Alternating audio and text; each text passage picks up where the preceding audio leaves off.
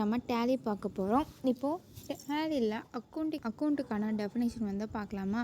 அக்கௌண்டிங்கிறது என்னென்னா, ஒரு பிஸ்னஸில் வந்து நடக்கக்கூடிய கேஷ் ட்ரான்சாக்ஷன் எல்லாமே பதிவு செய்கிற முறையை தான் நம்ம அக்கௌண்டிங்னு சொல்கிறோம்.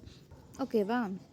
அக்கௌண்டிங்கில் வந்து நமக்கு கிடைக்கிற இன்ஃபர்மேஷன் வச்சு தான் நம்ம பிஸ்னஸோட டிசிஷன் வந்து எடுக்க முடியும். இதில் என்னென்ன ப்ராசஸ் நடக்குதுன்னா, ரெக்கார்டிங் நடக்குது, classifying, summarising, analysing, decision making. ரெக்கார்டிங்கிறது என்னென்னா, பிஸ்னஸில் வந்து ஒவ்வொரு ஃபினான்ஷியல் ட்ரான்சாக்ஷனும் டேட் வரிசையாக நம்ம பதிவு செய்கிறக்காக இந்த ரெக்கார்டிங் வந்து யூஸ் பண்ணுறோம். கிளாஸிஃபையிங், ரெக்கார்டு செஞ்ச டிரான்சாக்ஷனை வந்து நம்ம அதுக்கான லெட்ஜருக்கு வந்து பிரிக்கிறது தான் கிளாஸிஃபையிங். அடுத்ததாக சம்மரைசிங்கிறது என்னென்னா, லெட்ஜரில் இருக்கிற இன்ஃபர்மேஷனை வந்து நம்ம trial balance, trading account, profit and loss account, balance sheet அது எல்லாமே தயாரிக்கிறது தான் சம்மரைசிங். அனலைசிங், பிஸ்னஸில் வந்து நமக்கு ப்ராஃபிட்டா லாஸ் வந்து அதிகமாக இருக்கா இல்லை கம்மியாக இருக்கா, இன்கம் வந்து அதிகமாக இருக்கா கம்மியாக இருக்கான்னு பார்க்குறதுக்காக நம்ம அனலைசிங் வந்து யூஸ் பண்ணுறோம். அடுத்ததாக டிசிஷன் மேக்கிங், அக்கௌண்டிங் ரிப்போர்ட்ஸை வச்சு பிஸ்னஸுக்கு ஒரு சரியான முடிவு எடுக்கலாம். எக்ஸாம்பிளாக பார்த்தோம்னா, சேல்ஸ் வந்து குறைஞ்சதுன்னா அட்வர்டைஸ்மெண்ட் வந்து பண்ணலாம். எக்ஸ்பென்சஸ் வந்து அதிகமாக இருந்துச்சுன்னா செலவு வந்து நம்ம கம்மி பண்ணலாம். அந்த மாதிரியான டிசிஷன் எடுக்கலாம். தான் நமக்கு அக்கௌண்டிங்கில் இம்பார்ட்டண்ட்டாக இருக்குது. நெக்ஸ்ட்டு டைப்ஸ் ஆஃப் அக்கௌண்டிங்கில் வந்து 3 டைப்ஸ் வந்து இருக்குது. என்னென்னா, personal account, real account, nominal அக்கௌண்ட்டுன்னு 3 அக்கௌண்ட் இருக்குது. பர்சனல் அக்கௌண்ட்னா என்னென்னா, ஒரு இண்டிவிஜுவல் பர்சன் இல்லைன்னா கம்பெனி வந்து தொடர்புடைய ஒரு அக்கௌண்ட்டு தான் நமக்கு பர்சனல் அக்கௌண்ட்டாக இருக்குது. கோல்டன் ரூல் என்னென்னா, debit the receiver, credit the giver. அப்படின்னா நமக்கு கிடைக்கக்கூடியதை வந்து நம்ம டெபிட்டில் போடணும். நம்மக்கிட்டேருந்து என்ன வெளியே போதோ, யார் நமக்கு கொடுக்குறாங்களோ அதை வந்து நம்ம கிரெடிட்டில் போடணுங்கிறாங்க. நமக்கு என்ன கிடைக்குதோ அதை வந்து டெபிட்டில் போடுறோம், என்ன யார் கொடுக்குறாங்களோ அவங்க வந்து கிரெடிட்டில் போடுறோம். இதுதான் பர்சனல் அக்கௌண்ட். எக்ஸாம்பிளாக பார்த்தோம்னா, ரவியோட account Kavin store, SBI bank, royal டெக்டைல்ஸுங்க. அடுத்ததாக ரியல் அக்கௌண்ட்டு, பிஸ்னஸுக்கு வந்து சொந்தமாக இருக்கிற அசட்டுக்கு வந்து தொடர்பாக இருக்கிற இந்த அக்கௌண்ட்டு. இதனுடைய கோல்டன் ரூல்ஸ் என்னென்னா, debit what comes in, credit what goes out. அப்படின்னா உள்ளே வந்து என்ன வருதோ அதை வந்து நம்ம டெபிட்டில் போடணும், என்ன வெளியில் போகுதோ அதை வந்து கிரெடிட்டில் போடணும். எக்ஸாம்பிளாக கேஷ் வந்து உள்ளே வருதுன்னா நம்ம டெபிட்டில் போடுவோம், அதே கேஷ் வெளியில் போச்சுன்னா நம்ம கிரெடிட்டில் போடுவோம். இதுதான் நமக்கு ரியல் அக்கௌண்ட். அடுத்ததான் நாமினல் அக்கௌண்ட்டு.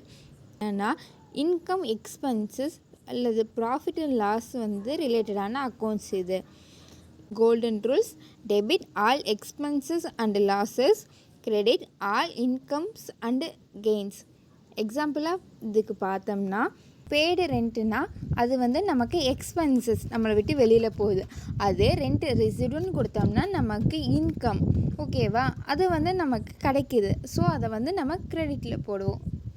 இப்போது பிஸ்னஸ்க்கும் அக்கௌண்ட்ஸுக்கும் தேவையானது என்னென்னு பார்க்கலாம். அதுக்கு மொத்தம் எத்தனை தேவைன்னா 9 தேவையாக இருக்குது. அது என்னென்னு பார்க்கலாம். கேஷுங்கிறது வந்து பிஸ்னஸ்க்கு வந்து மெயினானதாக இருக்குது.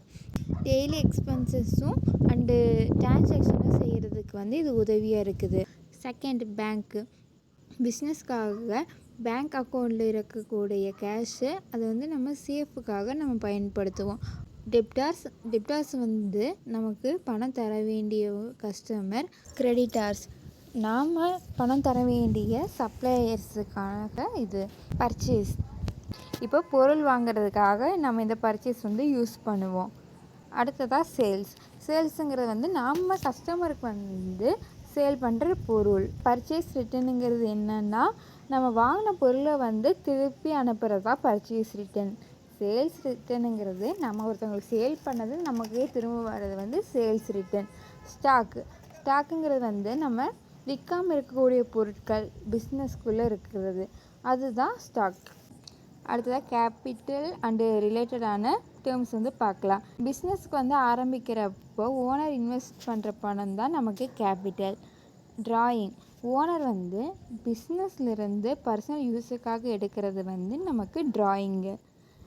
லைபிலிட்டிஸ் பிஸ்னஸ் வந்து மற்றவங்களுக்கு கொடுக்க வேண்டிய கடன் தான் நம்ம லைபிலிட்டிங்கிறோம். கரண்ட் லைபிலிட்டிஸ்ங்கிறது என்னென்னா ஷார்ட் டைம் பேயபிள், அதாவது வருஷத்துக்குள்ளே கட்ட வேண்டிய அமௌண்ட்டு. எக்ஸாம்பிளாக பார்த்தோம்னா loan, debtors, sundry creditors, bills payable, outstanding எக்ஸ்பென்சஸ்ங்கிறது. அடுத்ததாக இன்கம் கெயின் லாஸ் அப்படின்னா என்னென்னு பார்க்கலாம். இன்கம்ங்கிறது என்னென்னா ரெகுலர் ஏர்னிங்ஸாக இருக்கிறது. எக்ஸாம்பிளாக பார்த்தோம்னா சேல்ஸ் இன்கம், சர்வீஸ் இன்கம். கெயினுங்கிறது என்னென்னா அன்எக்ஸ்பெக்டடாக நமக்கு ப்ராஃபிட் இல்லைன்னா அசட்டோட வேல்யூ வந்து இன்க்ரீஸ் ஆகிறது. எக்ஸாம்பிளாக பார்த்தோம்னா அசட்டு சேல் பண்ணுறப்போ அதோட ப்ரைஸ் வந்து அதிகமாக இருக்கிறது, அதான் நமக்கு கெயின். லாஸுங்கிறது என்னென்னா எக்ஸ்பென்சஸில் வந்து இன்கம் சிச்சுவேஷன் இல்லை பிஸ்னஸோட லாஸாக இருக்கிறது, அதுதான் நமக்கு loss. Asset related terms depreciation. அசட்டோட வேல்யூ குறையிறது வந்து நமக்கு டெப்ரிசியேஷன் ஆகுது. அப்ரிசியேஷனுங்கிறது வந்து என்னென்னா அசட்டோட வேல்யூ வந்து இன்க்ரீஸ் ஆகிறது தான் நமக்கு அப்ரிசியேஷன்.